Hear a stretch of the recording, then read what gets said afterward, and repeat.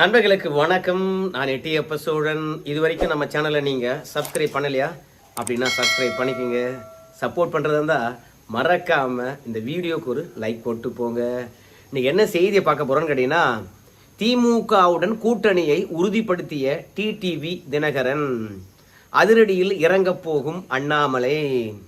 அண்ணாமலை யாரை வேண்டுமானாலும் மன்னிச்சிடுவார், ஆனால் நம்பிக்கை துரோகத்தை ஒருபோதும் மன்னிக்க மாட்டார். அது அரசியலாக இருந்தாலும் சரி, நிஜ வாழ்க்கையாக இருந்தாலும் சரி, அண்ணாமலை அவர்களை பொறுத்த வரைக்கும் நம்பிக்கை துரோகத்தை மட்டும் ஏற்றுக்கொள்ளவே மாட்டார். அதனால தான் இன்னும் கூட எடப்பாடி பழனிசாமி அவர்களை நம்ம அண்ணாமலை அவர்கள் ஆதரிப்பது கிடையாது, விலகியே நிற்கின்றார். ஏன்னா தலைவர் பதவி போகிறதுக்கு எடப்பாடி பழனிசாமி ஒரு காரணம் என்று அண்ணாமலை நினைக்கின்றார். அமித்ஷா கிட்ட எடப்பாடி பழனிசாமி அழுத்தம் கொடுக்கலன்னா தன்னுடைய பதவியை பறித்திருக்க மாட்டாங்க அப்படின்னு அண்ணாமலை நினைப்பதனால கொங்கு மண்டலத்தில் 2 தலைவர்கள் ஒரே சமூகத்தை சார்ந்தவங்க வளர்ந்து விடக்கூடாது, வெவ்வேறு கட்சியில் இருந்தாலும் சரி கொங்கு மண்டலத்தினுடைய அடையாளம் யாராக இருக்கணும் என்ற போட்டியினால எடப்பாடி பழனிசாமி தன்னை அழிச்சிட்டாரு, பாஜகவில் இருந்த தன்னுடைய முக்கியத்துவத்தை குறைச்சிட்டாரு, நல்லா பழகி கடைசியில் காலை வாரிட்டாரு, இந்த துரோக மனப்பான்மையை நான் மன்னிக்க மாட்டேன் என்று நினைச்சாருன்னு தெரியல. எனக்கு தெரிந்து துரோகம் செய்தவர்கள் அண்ணாமலை அவர்கள் அரசியலுக்கு வந்த பிறகு மன்னிச்சதாக சரித்திரமே இல்லை. ஏதோ ஒரு காரணம் காட்டி கட்சி விட்டோ அப்படி இல்லை பதவி விட்டோ தூக்கியிருக்கிறாரு. இப்போ மீண்டும் அண்ணாமலைக்கு ஒருத்தர் துரோகம் இழைக்கின்றார். ஸோ அண்ணாமலை அவர்கள் அவருக்கு எதிராக எப்பேற்பட்ட அதிரடியில் இறங்க போறார் என்பதுதான் என்னுடைய எதிர்பார்ப்பாக இருக்கிறது. துரோகம் பண்ணவங்க யாரு அப்படின்றது உங்களுக்கு வீடியோவுடைய கடைசியில் நான் சொல்கிறேன். இப்போ திமுக கூட்டணியை உறுதிப்படுத்திய டிடிவி தினகரன், அந்த மேட்டரை நம்ம கொஞ்சம் தெளிவாக பார்த்துடலாம். இப்போ டிடிவி தினகரனை பொறுத்த வரைக்கும் நேற்று பத்திரிகையாளர்களுக்கு பேட்டி அளித்தாரு. அந்த பேட்டியை நீங்கள் பார்த்துட்டு வந்துடுங்க. நாங்கள் சொல்றது பழனிசாமியை வீழ்த்துவது தான் எங்களுடைய ஒரே இலக்கு, அதை நோக்கி நாங்கள் பயணித்துக் கொண்டோம்.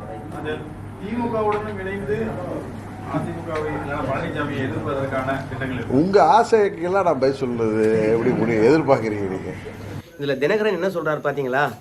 எங்களுடைய முதல் குறிக்கோள் என்ன கேட்டீங்கன்னா, எடப்பாடி பழனிசாமியை அரசியலை விட்டு அகற்றுவது, 2வது அவர் இருக்கின்ற கட்சியை தோக்கடிப்பது, அதுதான் எங்களுக்கு முதல் உரிமை. அப்போ செய்தியாளர் கேட்குறாரு நம்ம தினகரன் கிட்ட, சரிங்க எடப்பாடி பழனிசாமி தோக்கடிக்கணும்னா திமுகவுடன் கைகோர்த்தாதான் அது சரியாக இருக்கும், ஏன் அந்த பத்திரிகையாளர் அந்த கேள்வியை கேட்டார்ன்றதுக்கு நான் உங்களுக்கு பின்னாடி விளக்கம் சொல்கிறேங்க. உடனடியாக நம்முடைய டிடிவி தினகரனை பொறுத்த வரைக்கும், உங்களுடைய கற்பனைக்கு நான் பதில் சொல்ல முடியாது அப்படின்னு சொல்லிட்டு எழுந்து போயிடுவார், ப்ரெஸ் மீட்டே முடிச்சுக்குவார். ஏன்னா ஒன்று தொட்டு ஒன்று திமுகவையும் தினகரனையும் தொடர்படுத்தி பேசக்கூடாது இல்லையா? எப்படியா இருந்தாலும் கடைசியில் ஒரு முடிவுக்கு வருவார் டிடிவி தினகரன்.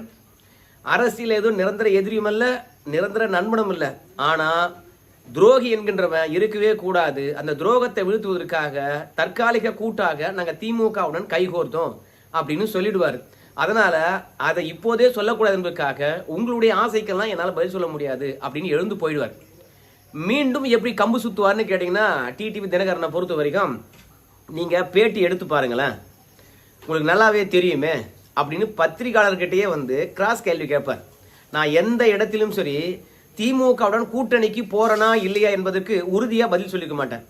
எந்த இடத்திலும் சரி நான் திமுக கூட்டணிக்கு போகல அப்படின்னு சொல்லியிருக்க மாட்டேன், போறேன்னு சொல்லியிருக்க மாட்டேன். எப்பொழுதும் டிசம்பர் மாதம் வாக்கில் பார்க்கலாம், இல்லை பிப்ரவரி வாக்கில் பார்க்கலாம் அப்படின்னு தான் சொல்லியிருப்பேன்.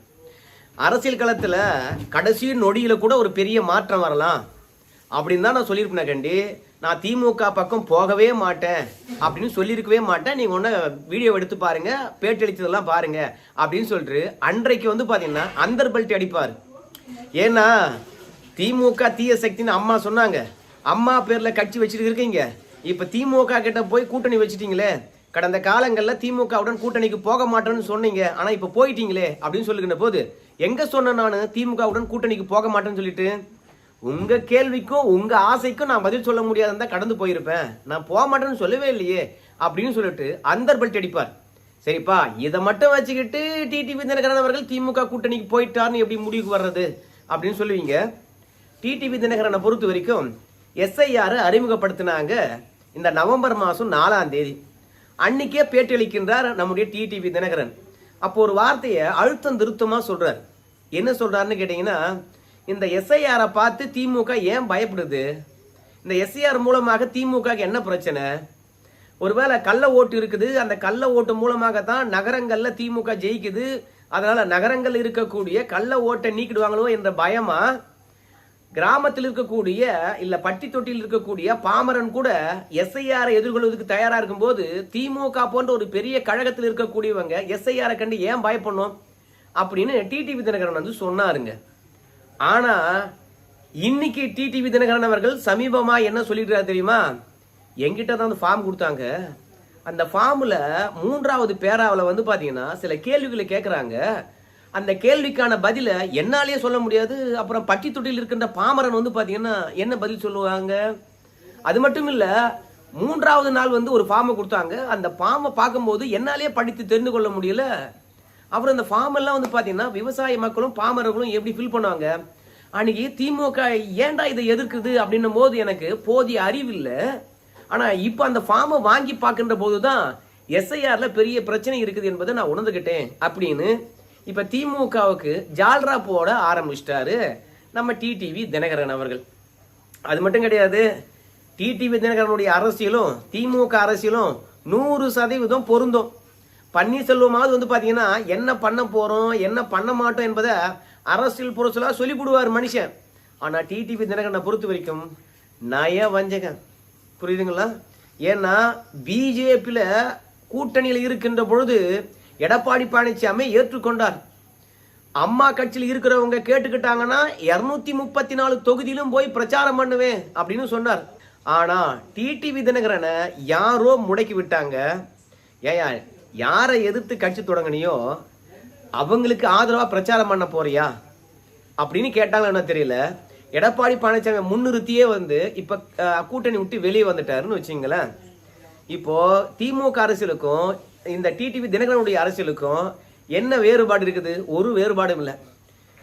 நம்ம ஜெயலலிதா அவர்களை பொறுத்த வரைக்கும் முதன்முறையாக அரசியல் களத்துக்கு வராங்க. அப்படி அரசியல் களத்துக்கு வருகின்ற அந்த தருணத்துல திமுக பண்ண அரசியல் என்ன தெரியுமா? எம்ஜிஆர் ஆட்சி ஆண்டாரு, அவரு 3 முறை வெற்றி பெற்றாரு. அவர் தந்த ஆட்சியே ஊழல் ஆட்சி, அவர் தந்த ஆட்சியே போதை ஆட்சி, அவர் தந்த ஆட்சியே வந்து பார்த்தா பினாமை ஆட்சி, அவர் தந்த ஆட்சியை வந்து அராஜக ஆட்சி, அவர் தந்த ஆட்சியை குறுநில மன்னர்கள் ஆட்சி. இப்படின்னு வந்து ஜெயலலிதா அவர்கள் அரசியலுக்கு வருகின்ற போது அரசியல் பண்ணல. ஆனா என்ன பண்ணாங்க தெரியுமா? ஜெயலலிதா ஒரு நடிகை, மூப்பனாருடைய தம்பியுடைய திருமணத்துல நடனம் ஆடியவர்கள். இவங்கெல்லாம் கலைஞருக்கு எதிராக அரசியல் பண்றதா? இவங்க திமுக எதிர்ப்பதா அப்படின்னு கேட்டாங்க. இவங்க எதிர்கட்சி தலைவரா அப்படின்னு தனி மனிதனை முன்னிறுத்திய திமுக அரசியல் பண்ணியது. முதல் ஜெயலலிதா அவர்கள் அரசியலுக்கு வருகின்ற போது, எம்ஜிஆர் அவர்கள் அரசியலுக்கு வருகின்ற பொழுதும் சரி திமுக பிரிந்து, அப்பொழுதும் திமுக பொறுத்த வரைக்கும் இன்னைக்கு திமுக ஊழல் கட்சி என்று சொல்றாரு நம்ம எம்ஜிஆர். ஆனா இந்த ஊழல் கட்சியில தான் எம்ஜிஆர் இருந்தாரு. ஆனா அந்த ஊழலுக்கு வித்திட்டவரே வந்து எம்ஜிஆர் தான் அப்படின்னு பிரச்சாரம் பண்ணல. எம்ஜிஆருக்கு எதிராக என்ன பண்ணாங்க தெரியுமா? எம்ஜிஆர் ஒரு மலையாளி, எம்ஜிஆரை பொறுத்த வரைக்கும் ஆண்மை இல்லாதவர், எம்ஜிஆர் என்னங்க கூத்தாடிங்க, அவருக்கு அரசியல் என்ன தெரியுங்க, கலைஞர்கிட்ட பாடம் கற்றவருங்க. அதனால கலைஞரை வந்து பாத்தீங்கன்னா வீழ்த்திட முடியுமா? கூத்தாடிகள் நாடு ஆளலாமா அப்படின்னு எம்ஜிஆர் என்ற ஒரு தனி மனிதனுடைய பிம்பத்தை உடைக்க தான் திமுக பார்த்துச்சு. ஜெயலலிதா அவர்கள் அரசியலுக்கு வருகின்ற போதும் சரி ஜெயலலிதா என்ற பிம்பத்தை தான் உடைக்க பார்த்தாங்க. பிறகு ஜெயலலிதா பொறுத்த வரைக்கும் 91 96 வரைக்கும் ஆட்சி ஆண்டாங்க. ஜெயலலிதா என்ற பிம்பத்தை உடைக்க பார்த்தாங்க. பிறகு 91 96 காலகட்டம் வரைக்கும் ஜெயலலிதா அவர்கள் ஆட்சியில் இருந்தாங்க. அந்த தருணத்துல ஏகப்பட்ட அரசாங்க பணம் வீண், 100 கோடியில கல்யாணம். உடனடியாக சீமாட்டிகள் 2 பேரும் பார்த்தீங்களா கல்யாணத்தை எப்படி நடத்தியிருக்காங்க, வளர்ப்பு மகனுக்கு கல்யாணமா அப்படின்னாங்க. பொதுநலத்துடன் திமுக அரசியல் பண்ணது என்று பார்க்கின்ற போது கடைசியில சசிகலா ஜெயலலிதா அவர்களை பற்றியே பேசி அந்த 1996 அதிமுக வீழ்த்தினாங்க. பிறகு ஜெயலலிதா அவர்களை பொறுத்த வரைக்கும் அரசியலை கத்துக்கிட்டாங்க. பிறகு 2001 2006 வரைக்கும் ஜெயலலிதா அவர்கள் ஆட்சி ஆண்டாங்க. அப்பொழுதும் வந்து ஜெயலலிதா அவர்களை பற்றியே தான் கொடநாடுல ஜெயலலிதா அவர்கள் என்ன பண்றாங்க, கொடநாடுல எவ்வளவு பணம் இருக்குது, கொடநாடு எப்படி வந்து பார்த்தீங்கன்னா வாங்கினாங்க, யாருடைய சொத்து, இப்படியே வந்து ஜெயலலிதாவுடைய ஒட்டுமொத்த பினாமி யார் தெரியுமா அப்படின்னு ஜெயலலிதாவை மையப்படுத்தி தான் சொன்னாங்க. ஏயா 2001 2006 வரைக்கும் அதிமுக ஆட்சி ஆண்டு இருக்குது. இந்த மேம்பால ஊழல், இந்த கட்டிட ஊழல், இந்த மருத்துவ ஊழல், இந்த சாலை ஊழல் அப்படின்னு பேசவே இல்லை. அப்போதும் ஜெயலலிதா தான். 2011 ஜெயலலிதா தான், 2016 ஜெயலலிதா தான். ஸோ திமுக பொறுத்த வரைக்கும் அதிமுக தலைமையில் யார் இருக்காங்களோ அவங்கள தான் குறி வச்சு அடிப்பாங்க. இப்போவும் திமுக அதே தான் பண்ணுது. எடப்பாடி பழனிசாமியா, அவருக்கு காரு காலு இது மட்டும்தான்பா, அவரை நினைச்சாவே எனக்கு ஞாபகம் வருது அப்படின்னு நம்ம உதயநிதி ஸ்டாலின் சொல்லுவார். ஏன்னா ஒரு காலத்தில் ஜெயலலிதா காலில் விழுந்தாங்களாம், அப்புறம் சசிகலா காலில் விழுந்தாங்களாம், அதுக்கப்புறம் மோடி காலில் விழுந்தாங்களாம். அதனால எடப்பாடி என்றாலே காலில் விழுற மனுஷன். பிறகு காரு தான் நம்மளுக்கு ஞாபகம் வருது. டெல்லிக்கு அமித்ஷாவை போய் சந்திக்கிறாரு, எத்தனை கார் மாறி போனார், முகத்தை மூடிக்கிட்டு போனார். இந்த மாதிரி அடிமைகள்லாம் இருக்கிறதுனால தான் பிஜேபி பார்த்தீங்கன்னா அதிமுகவை கைப்பற்றுது. அதிமுக நினைச்சா நம்மளுக்கு பரிதாபமாக தான் இருக்குது. ஆனால் டெல்லி எஜமானர்களை பொறுத்த வரைக்கும் எடப்பாடியை கைக்குள்ளே போட்டாங்களே, எடப்பாடி பண்ணாத ஊழலா அப்படின்னு சொல்லுவாங்க.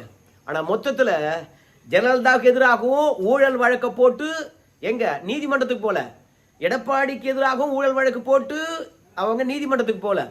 ஜெயலலிதா அவர்களை பொறுத்த வரைக்கும் 2 முறை ஜெயிலுக்கு போனாங்களேப்பா அப்படின்னு சொல்லும்போது ஜெயலலிதா கூட இருந்தவங்க தான் இந்த ஊழல் வழக்கை போட்டாங்க.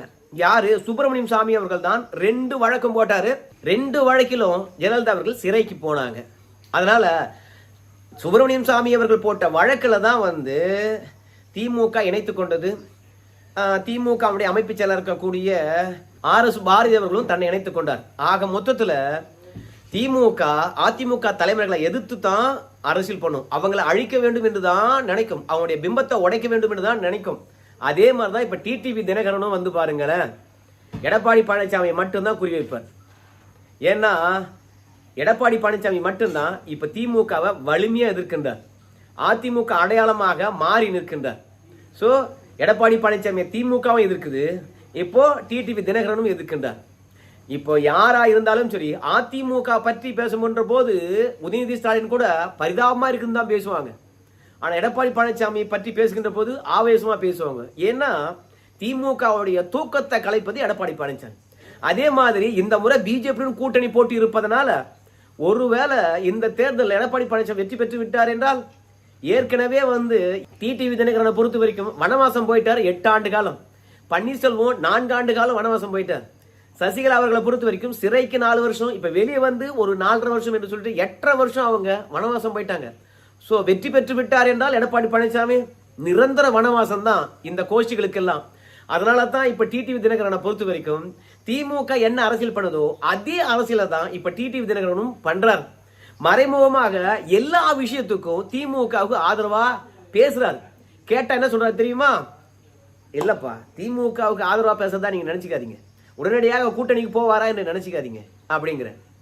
என்னை பொறுத்த வரைக்கும் தவேகா அதிமுகவுடன் கூட்டணி வைக்கலாம். அப்படி இல்லையா, எனக்கு தெரிஞ்சு எடப்பாடி பழனிசாமி தெளிவா சொல்லிடுவாரு, எங்க கட்சியிலிருந்து எவன் பிரிந்து வந்தானோ அவனை எவனுமே சேர்க்காது, அது மட்டும் எனக்கு போதும், நீ தனியே நில்லு, நான் தனியே நிக்கிறேன், அடுத்த முறை வேண்டுமானாலும் கூட கூட்டணி போட்டுக்கலாம், ஆனா என் கட்சியிலிருந்து எவன் பிரிந்து வந்தானோ அவன்லாம் சேர்க்காது அப்படின்னு எடப்பாடி பழனிசாமி தெளிவா சொல்லுவாரு. அதற்கான ஒரு முன்னோட்டமாகத்தான் திமுக கரூர் சம்பவத்துல விஜய் அவர்களை வச்சு செய்கின்ற பொழுது அதிமுக களத்துல இறங்கி விஜய் அவர்களை காப்பாற்றி விட்டது. கண்டிப்பாக இந்த உதவியை விஜய் அவர்கள் மறக்க மாட்டார். அந்த உதவிக்கு கைமாறாக டிடிவி தினகரன், பன்னீர்செல்வம், சசிகலா கோஷ்டிய அவங்க கட்சியில கூட்டணியை சேர்க்க மாட்டார். நீங்க ஒன்னா எழுதி கொடுக்குற, நீங்க பாத்துக்குங்க. சோ இப்படி கொஞ்சம் கொஞ்சமாக திமுக முகமாகவே மாறிட்டார். இந்த 4.5 வருஷம் பாத்தீங்கன்னா பாஜக கூட்டணியில் கூட இருந்திருப்பாரு, 2வது அதிமுக கூட்டணிக்கு வர கூட சொல்லியிருப்பாரு. ஆனால் திமுக எதிர்த்து ஆர்ப்பாட்டங்கள், போராட்டங்கள், உண்ணாவிரதங்கள், பேரணிகள், கண்டனங்கள், வழக்குகள் ஏதாவது செஞ்சாரா? அப்போ உள்ளத்துக்குள்ள திமுக வெற்றி பெற்றாலும் எடப்பாடி பழனிசாமி அழிய வேண்டும் என்றுதான் அதற்கு முன்பாகவும் நினைச்சாரு, இப்பவும் அதான் நினைக்கிறாரு. அதனால டிடிவி தினகரனே சொல்லுவாரு, அதாவது எடப்பாடி பழனிசாமி வீழ்த்த வேண்டும் என்றால் திமுகவுக்கு போனாதான் சரியா இருக்கும் அப்படின்னு எல்லாரும் நினைக்கிறாங்க. அதனால்தான் எல்லாருமே இப்போ திமுகவை நோக்கி போறாங்க அப்படின்னு சொல்றாரு. அப்போ திமுகவுக்கு இணையாக பெரிய கட்சி அதிமுக. ஆனா டிடிவி தினகரனை பொறுத்த வரைக்கும் வெளியில என்ன பேசிருக்காருன்னு கேட்டீங்கன்னா, இந்த அரசியல்ல தவேகாவுக்கும் திமுகவுக்கு தான் போட்டி அப்படிங்கிறார்.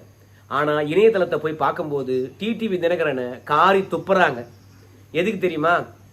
நேத்து வந்த கட்சி தவேகா, ஆனா அந்த கட்சியை பெருமைப்பட பேசுறேன், நீ 8 வருஷமா கட்சி நடத்திட்டு இருக்கிற, நீ உண்மையான கட்சி நடத்தணுமா இருந்தா, உண்மையான எடப்பாடிக்கு எதிரியா இருந்தா நீ என்ன சொல்லியிருக்கணும்? எனக்கும் அதிமுகவுக்கும் தான் போட்டி அப்படின்னு சொல்லியிருக்கணும். நீ திமுக எதிர்ப்ப கையில பிடிச்சிருக்கன்னு வச்சுங்களேன், எனக்கும் அதிமுகவுக்கு தான் போட்டின்னு சொல்லியிருக்கணும். அப்படி இல்லையா, எங்களுக்கும் திமுகவுக்கு தான் போட்டி. ஆட்டத்துல யாருமே இல்ல.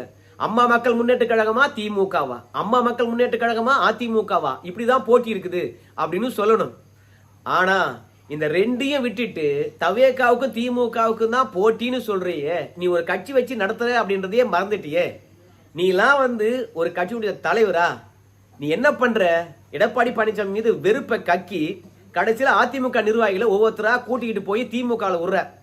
அதனால உன்னுடைய திமுகவுடைய பாசமும் நீ அம்மா மக்கள் முன்னேற்ற கழகம் என்று நடத்திக்கிட்டு திமுக ஸ்லீப்பர் செல்லா இருப்பதும் எங்களுக்கு தெரியாதா?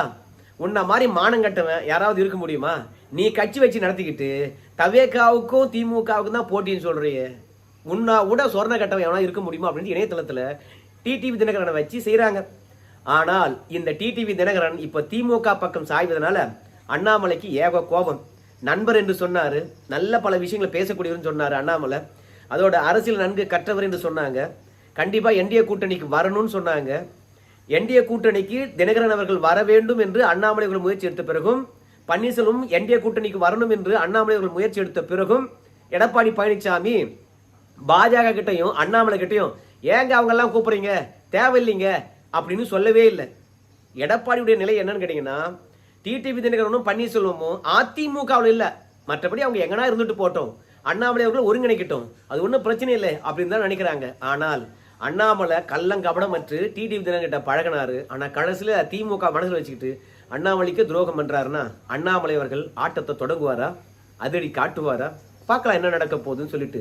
ஆனா கடைசி வரைக்கும் எடப்பாடி பழனிசாமி தினகரன் கோஷ்டியை அதிமுகக்குள்ள சேர்க்க மாட்டாரு.